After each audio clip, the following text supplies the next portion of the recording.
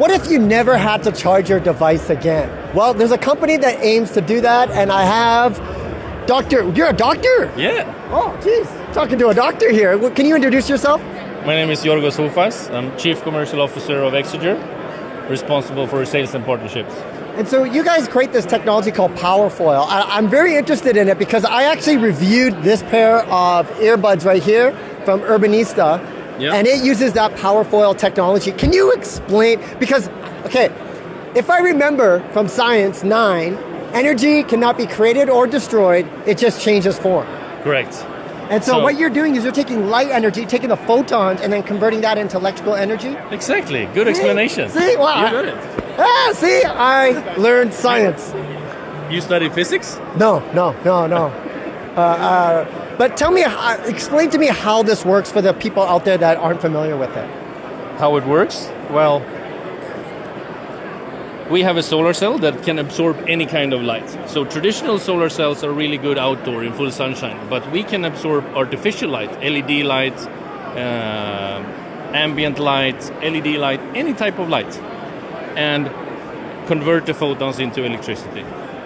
And one thing I noticed about this, especially with the Urbanista, is when there was an app that can measure how much light and how much charge it's going from. Exactly. So we have a good demonstration tool here, actually, where you can see we have the Urbanista headphone connected to an app. And then when you turn the knob, you will see that. So you see I turn down the light, it stops charging. Then you turn on the light, so stronger light, more charging.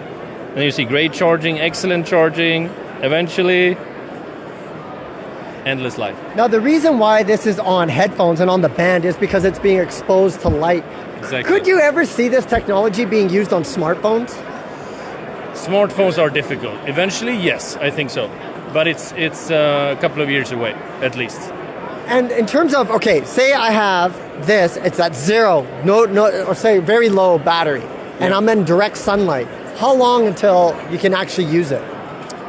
Well, it's not the charger comparable to something you have in the wall. It's rather that if you have Powerfolye on a headphone, you will never completely deplete it. Because most headphones still have between 30 and 80 hours of battery life.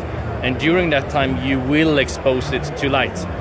So now we have a couple of headphones on the market, and still, the Urbanista headphone or the Adidas headphone, the users, they don't need to charge.